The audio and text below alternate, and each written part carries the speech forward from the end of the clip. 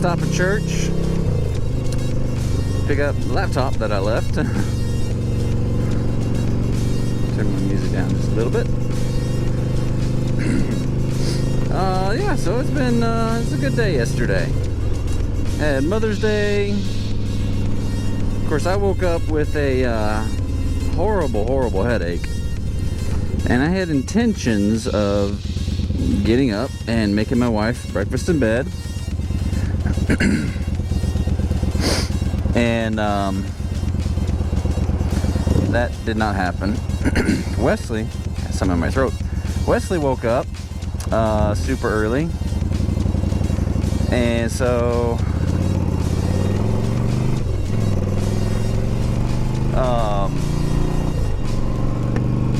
and then I went to get up. I'm like, oh my gosh, my head is like pounding. So I didn't get up, and I actually fell back asleep. And when I finally woke up, there was some medicine and a cup of water next to my bedside table, or on my bedside table.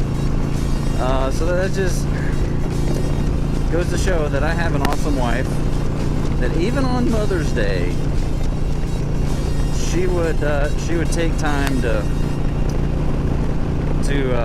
take care of her sickly husband. But yeah, it was a good day. So at church, we have members of the congregation actually give up and give the sermons, give talks, we call them. And this month or this week, I had forgotten to ask anyone until like Friday night. I was like, oh no. Hey honey, can we all give talks this week? She said, oh, I guess so. And so the three older kids, so my 3-year-old, my 6-year-old now, because his birthday was yesterday too, and 7-year-old, all gave talks about their mommy. It was very cute. Then my wife spoke, and then I spoke, and it was a really good experience. Really neat to watch. But especially watch Alex, my 6-year-old, read his entire dog. Like, I worked on it with him the night before, and kind of helped him figure out what he wanted to say, and I wrote it down. But then he read it, and there are only a couple words he needed help with, which was really cool. And one of the stories that I told was of my mom. I would jump back and forth between, talking about my mom and my wife, the mother of my children. And so one thing that happened with my mom is, when I was dating,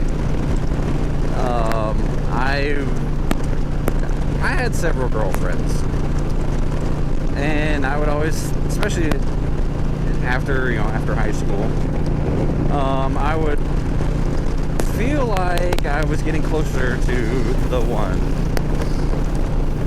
But every time I would, have a serious conversation with my mom, she would say, I don't think you have found her yet. I really don't feel you have met your wife yet. And of course, my, early teens self said, Mom, what do you know? I mean, I didn't say this to her, of course, but it's like, what do you know? And, well, she knew. Because summer of 2006 is when I met Jennifer.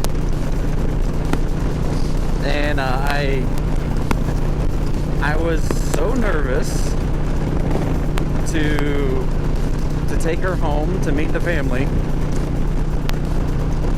because I was afraid that my mom would say, you still haven't met her.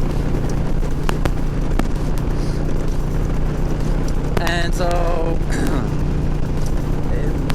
So we're getting ready. It's Sunday morning. We're all getting ready to go to church together. And then as you know, as I'm passing my mom, and she gives me a hug and says, "Well, do you think she's the one?" And I was like, No, I wasn't that bad. I mean, I was a nervous wreck because I felt like she was the one. I felt like Jennifer's the one I was supposed to marry. And so when my mom asked, "Do you think she's the one?" I said, "Yes, I do." And she said, "I do too." Or me too. I think she said me too. But I was just like, oh, I didn't have to bring it up with my mom. She beat me to it. But my mom has always been like that. She's always kind of known. Yep, and there goes my gas.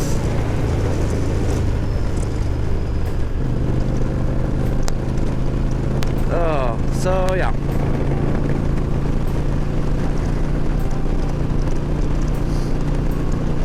It was, yeah, so that talked about that, and everybody got a big kick out of my mom saying, "You haven't met her yet." And I talked about how I proposed to my wife, and how, I don't know, just different experiences about how having a virtuous woman is more valuable than rubies, it says in Proverbs. And I have definitely found a virtuous woman in my wife. So it is the day after Mother's Day. Happy belated Mother's Day to everyone, all the mothers out there. Because motherhood is a special thing. God has entrusted women with the ability to create life and to sustain that life, to nurture and raise these children. So yeah, happy belated Mother's Day to everyone. Two Wheeler signing out on Monday morning. Be excellent to each other, please. God be with you till we meet again.